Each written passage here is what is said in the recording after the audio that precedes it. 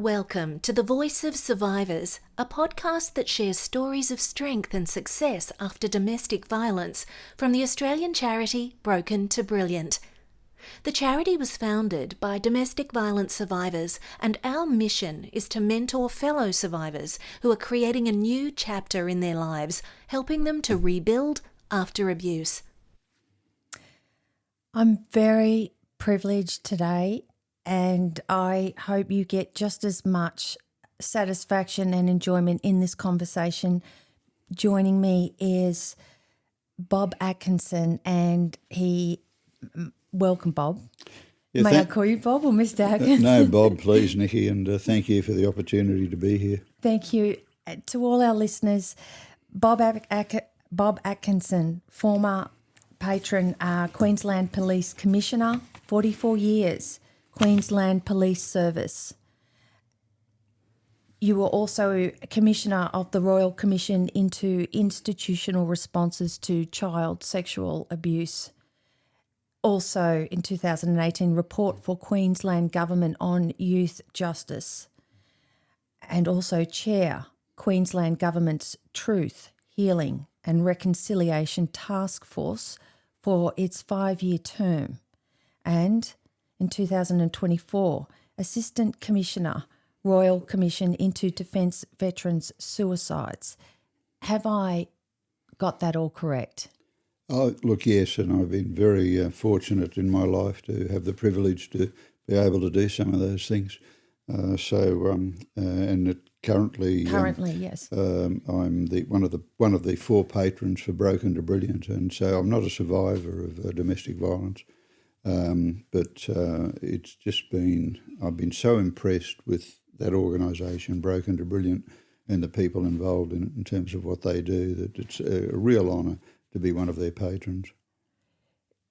Let's start with the beginning of your career to now. It's a very long time ago, Nicci. I'm a survivor of childhood abuse.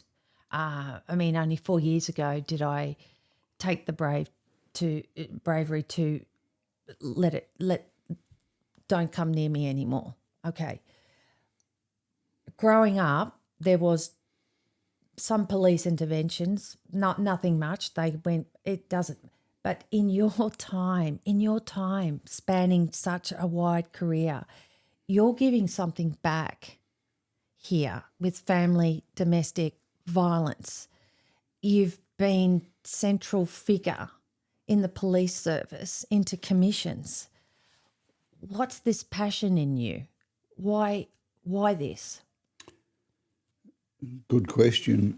Well, I guess it was probably in the early stages of being in the police department in particular. Abuse in any form is a terrible thing. It's a sense of bullying.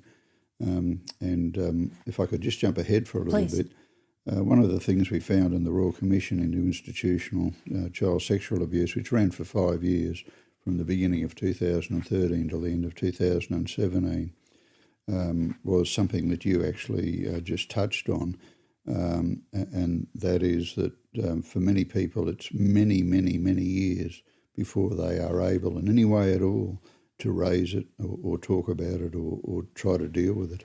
But for children particularly, any form of abuse is a terrible, terrible thing. And as part of my police career, 44 years, I was a detective for 20 years. And in small places, so you did everything, and that included working with children who were the victims of abuse. It was interesting. One of the things we found in the Royal Commission was that there was a complete lack almost of any research about child abuse. So we went about it in 3 ways: a research program, public hearings, which all commissions of inquiry have, of course, and what was called private sessions, where people could come forward in complete privacy and confidentiality and talk about what had happened to them. So And that's just new, right?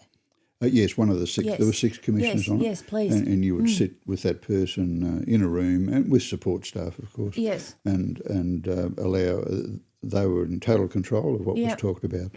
And we found that a very worthwhile exercise. And interestingly, most Royal Commissions since then, the Royal Commission into People with a Disability, the Royal Commission into Defence Veteran Suicides have followed a similar model in terms of using private sessions of the work they've done. But just coming back to it, in a sense, as part of the research program and in an ongoing sense, headed up by Professor Ben Matthews from the Queensland University of Technology, but involving numerous academics and other universities, a massive area of research was done. And the first report came out in 2023, I think it was, and it was about the extent of maltreatment or abuse of children. And what I found was interesting was, and I thought this was a good thing, that they identified 5 areas of abuse or maltreatment for children that they thought were very serious. So the first was sexual abuse. And the thing about sexual abuse of a child is it's always a crime. It's always a crime. But it's more than that in my view. There's the abuse of the child, but it's like a brutal robbery or theft. But what's stolen from the child is not any money they might have or valuables or anything like that. What's stolen from the child is their trust, their well-being, their self-confidence and their future potential. So to me, that's just about as low as people can get, in society. But the other 4, apart from sexual abuse, were physical abuse, psychological abuse, neglect and exposure to domestic violence. And so I think as we progress, societal change takes time. I think that probably we all want the same things in terms of any form of child abuse. We want to prevent it to the greatest extent possible. We want to, if there are warning signs there or what people call red flags or early intervention, we want to do that to the best extent possible. Sadly, if it does happen, we want to respond in the best way possible. And then finally, we want to support the victims in the best way possible. But what we are seeing, I think, more and more in society is that all of these issues and other issues as well are not standalone sort of in a box or siloed things, that there are linkages quite often, between things. So I think we're getting better at understanding that. And hopefully our responses and our manner of dealing with it will see those linkages as well. So we're talking about behaviours, characteristics of those that would give you those alarm or alerts. Is that what we're talking about? And understanding the psyche or the cycle to identify. Yes, and just at the risk of being repetitive, I think that model is a pretty good one personally for any of these issues. So prevention to the greatest extent possible, those early warning signs or red flags, so that we can try to prevent anything worse happening. Yes. And then if there is, like whether it's domestic violence or child abuse, the response we put into place for that, and then finally the support and recovery for the victim. And that's where Broken to Brilliant comes in. And their work reflects their title, of course. They look after people who've been the victims of abuse in terms of their recovery, regaining their self-confidence, the various programs they run, financial independence, building up someone's self-confidence in terms of employment. But again, I don't think they're 4 standalone separate things. So as well as doing that, if we go back to the beginning, I think they do prevention work as well, because if they help a woman who's been the victim of domestic violence recover from that, build up her self-confidence, become financially secure, get a job, then what they're doing is preventing that woman from falling back into another bad relationship, which can happen. No criticism, but very understandable. They're also doing work in terms of public and community awareness of these issues as well. So their work, to my mind, is broad rather than narrow. On top of that, do they go and help educate police? They do.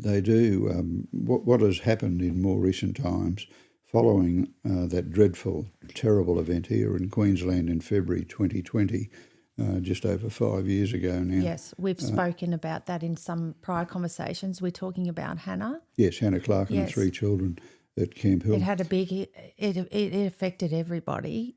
Yes, nationally. Yes. Yeah. You can't imagine a more horrendous set of circumstances. What happened as a follow-up to that was that there were basically three inquiries. One headed by a retired Supreme Court judge named Margaret McMurdo in relation to domestic violence.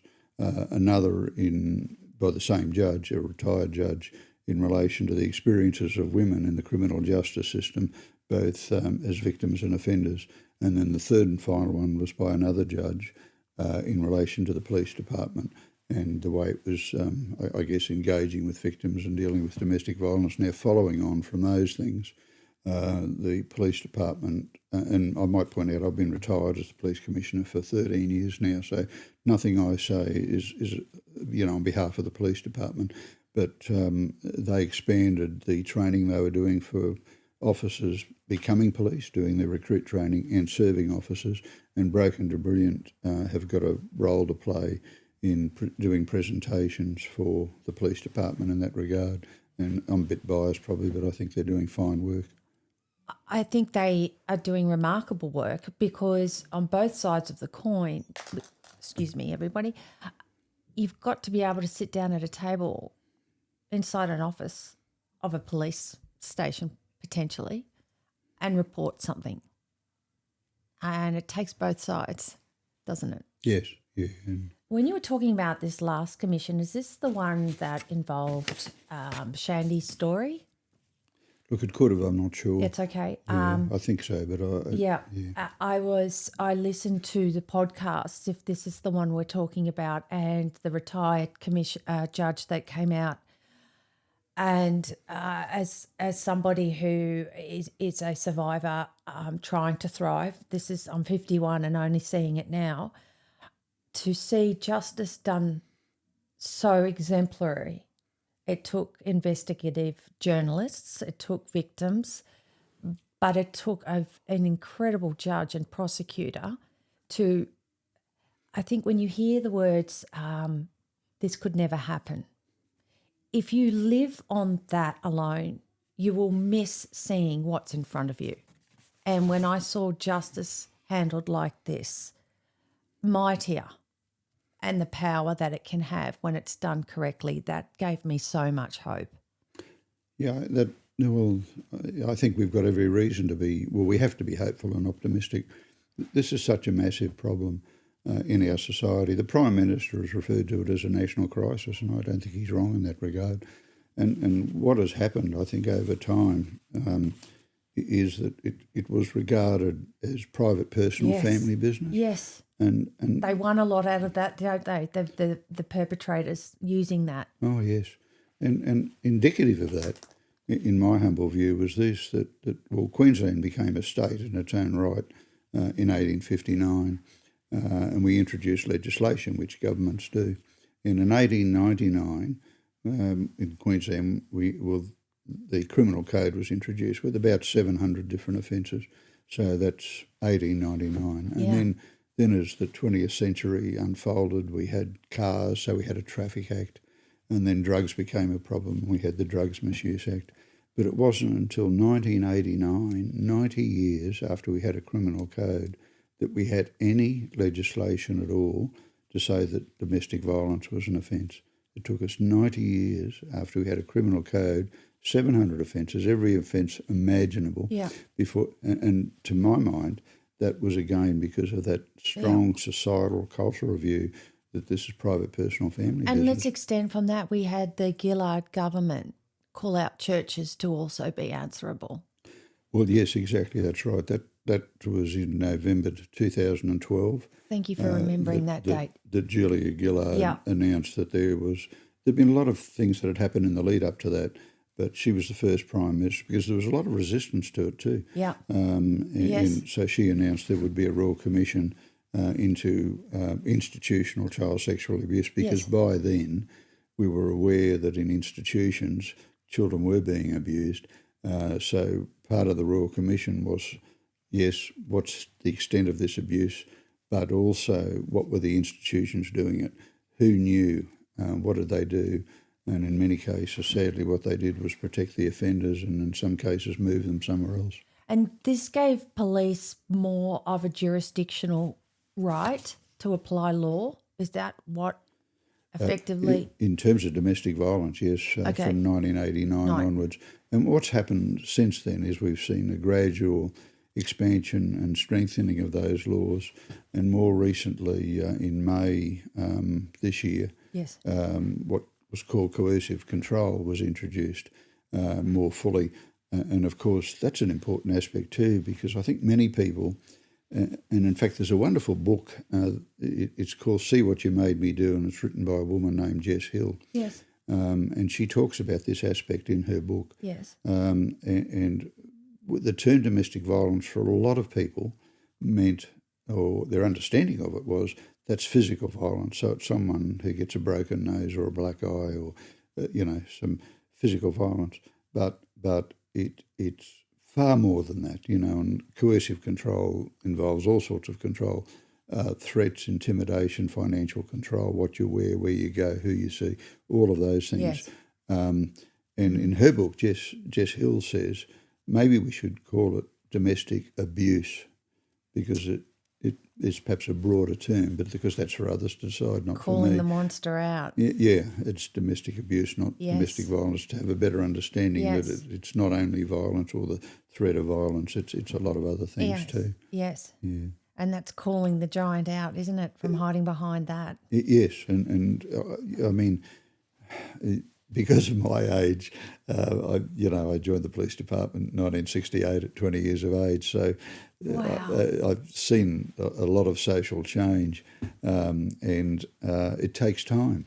But what's really important is that the momentum that's there now, Yes. that continues, and it continues through the work of Broken to Brilliant and many other good organisations as well. Do you think since Hannah Clark sitting here today, there's been a change, a move? Has there been so much more growth? Oh, yes, I do. That's just a personal view. But I think Yes. that event, and of course, Hannah's parents, Lloyd and Sue Clark, Yes. started the Small Steps for Hannah Foundation, and they've done amazing work as well. And just the courage of people like that. Another good example in a different context is Bruce and Denise Morecambe. Yes. And the Daniel Morecambe Foundation. This is their 20th year, 2025. People who give up their time and their effort and energy in situations like that to serve something that is just so terrible, and try and from that bring us to a situation where hopefully it doesn't happen again. I do think that the death of Hannah and her 3 children was the catalyst for a greater. It was certainly the catalyst for those inquiries, and I do think that's resulted in greater reporting. And although we do know that it's still the case that most domestic violence is not actually reported to the police or to a support organisation for help and assistance, but certainly there's a momentum now that I believe and certainly hope is unstoppable, and which will lead ultimately to a much better society. Now, with the limitations that police have, and we can't say that everything must resolve around police. Here I'm talking about investigative journalism and the pros of what has led to commission inquiries, the changing of laws when there was just no shift or any budge. Do you think that still, as a community, plays a part in helping with this change to help police as well? Oh, absolutely. Yeah. And I think that where you have an issue like domestic violence, and I'm not alone in saying this, to bring about the change we need, we can't just say, oh, this is a job for the police, or this is a job for the media or investigative journalists, or this is a job for the courts. It has to be a whole of society thing. In talking about this with colleagues, probably 2 examples, if I could share them with you, if that's okay. Yes. If you go back 50 years, cigarette smoking was commonplace. Restaurants, Yes. even on aeroplanes. Even in cars. Cars. As a child, parents smoking in the car. Yeah. And in the workplace, it was just common. Now, if in the workplace today, in an office, say, someone lit up a cigarette, that person's colleagues would say, "Hey, that's not on. That's it's unacceptable. It's not even a thought, is it? Yeah. So if you want to have a cigarette, we'll go outside." Just so they'd say something and do something. And back when I joined the police department, it was considered a man's right to go to the hotel on payday on Friday night and basically have a lot to drink and drive home. Drink driving was seen to be a man's right. It was still technically illegal, but it was... now today I would hope and think that if there's a barbecue and someone's home and they've got friends and relatives there and someone has had far too much to drink and is heading to their car with the keys in their hand, that someone would say and do something. Say, "Look, Bill, this is not on. You can't drive. It's dangerous. It's unacceptable. I'm taking the keys off you. You can sleep here, or if you like, I'll drive you home." So saying and doing something. So to me, that's the tipping point. That's where you catch it. Yeah, just ordinary people like us say and do something, and I think we've still got a way to go yet with domestic violence. Beautifully said. It's really about don't turn a blind eye. Yeah. We're learning now that even by witnessing it, not saying anything, that's a problem in itself. Yes. That's wonderful in a way of alerting, hey, come on. Yeah. And I'm not saying it's easy to do because if it's a relative or your neighbour, it's not easy. And as well, we're not saying for a moment take over the job of the police and put yourself at risk of harm. We're not saying that. But it's that being, and it doesn't have to be a lot. It can be in a private moment to someone you're worried about and say, "Look, why don't we go and have a cup of coffee?" Yes. And then I'm a little bit worried about you. Here's some organisations you can contact if you need to. That's wonderful. Yeah. And neighbour-wise, I mean, it could happen next door. Not saying anything. How would you approach that? Well, again, at a quiet and appropriate moment, Gotcha. Maybe even put something in the letterbox. Here's a list of organisations. Maybe if you're on speaking terms with the person you think believe is the victim, have a quiet word. There's help available if or if you ever want to go and talk about it, and there is help available. That there are organisations like Broken to Brilliant and other organisations that can provide help. And we're talking an umbrella here. We're not talking one resource. You're talking about two aspects. One was the beginning of the cycle. What do we call that one? Well, the prevention in the first one, but the second one is what's called early intervention. Okay. Seeing or being concerned that something is or might be wrong. And Broken to Brilliant has awareness and all of that facet as well. Of their legs and tentacles, don't they, in this? Yes, absolutely. And part of their work over time has been where people have they've produced a number of books, and in those books people tell their own stories, and that I think is a very good thing. People being prepared to say this is what happened to me, because quite often people see that and say, "Oh goodness me, I'm not alone." Others have been through this too. They, know, and something to relate to. You are well deserving of retirement, and here you are on a Sunday at my home doing this. As a victim,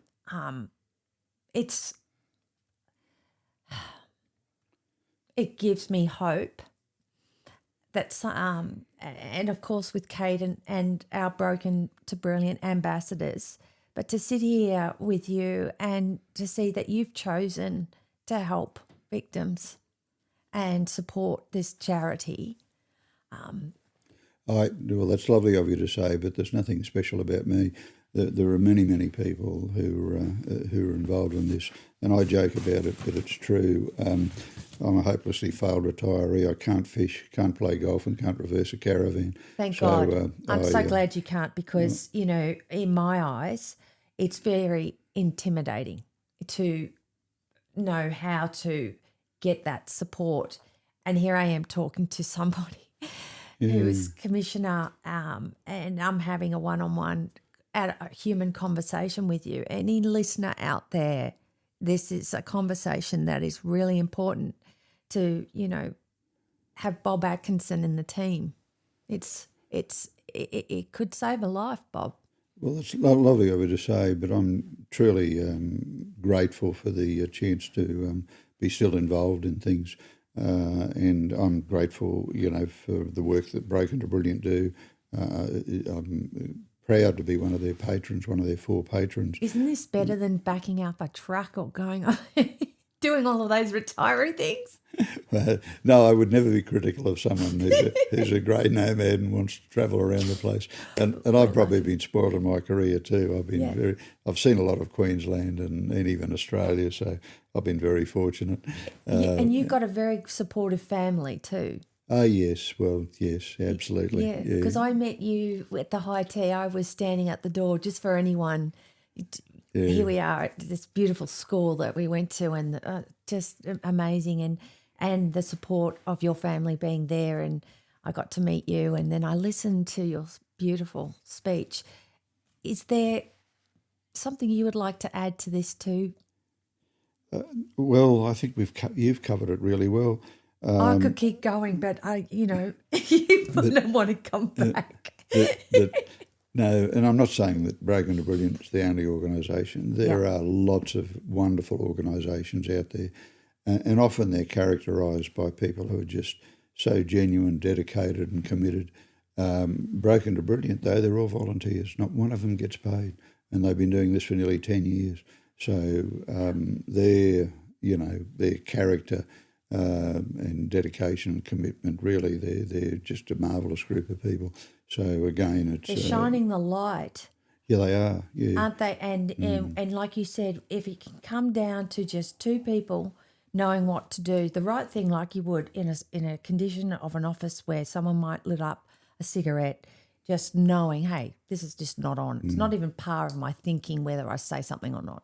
That's it, and that's the tipping point in I think for what it's worth in societal change, where enough of us and most of us say, hey, this is not acceptable. It's not on. I'm going to say something and try and do something about this.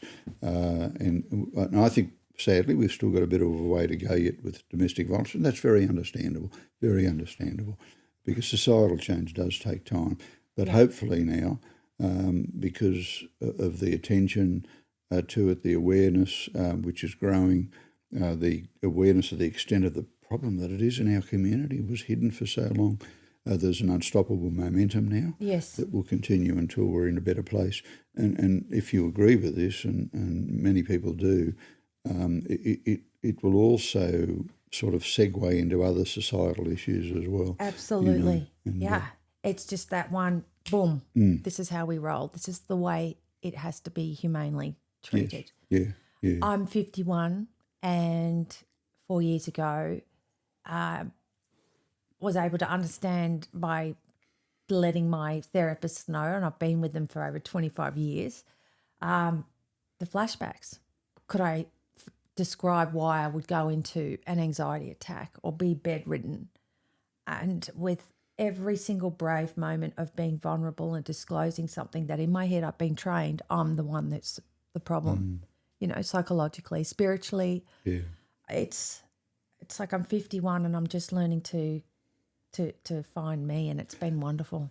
Isn't that interesting? And well, firstly, you're not alone. In the Child Abuse Royal Commission, we had people who came forward who wanted to tell their story. In some cases, 60 and 70 years had gone by before that happened. And another is that aspect that you just touched on, which is called gaslighting, and that book I mentioned by Jess Hill, See What You Made Me Do. In other words, I did something bad, but you were the cause of it. You provoked me to behave that way. That gaslighting, psychological manipulation.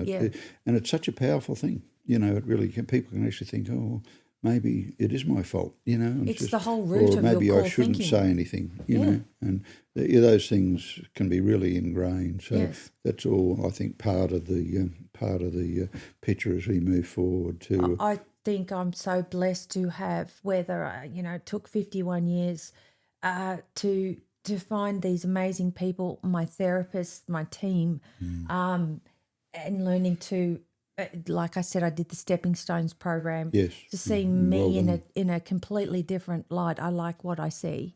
And listeners out there, I hope that you can find something in these conversations today that will give you an uplifting momentum or hope, or you can reach out if somebody needs some help. And we couldn't deliver this without such a wonderful person here today, Bob Atkinson.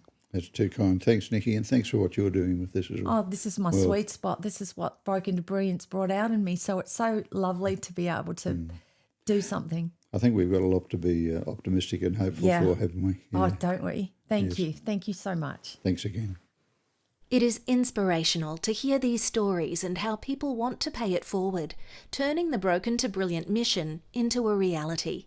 You can listen and download the podcasts from the brokentobrilliant.org website, where you will also find information about all our books and programs. By buying and reading our books, you support the charity, and the stories will help you recognise the red flags of abuse. You will be in awe of the strength and courage it takes for survivors to leave and rebuild their lives. All books in the series are available in print, ebook, and audiobook. You can send a message of hope and kindness by gifting a book to domestic violence survivors through the Give a Book program. Visit the website brokentobrilliant.org to find out more. Thank you for listening.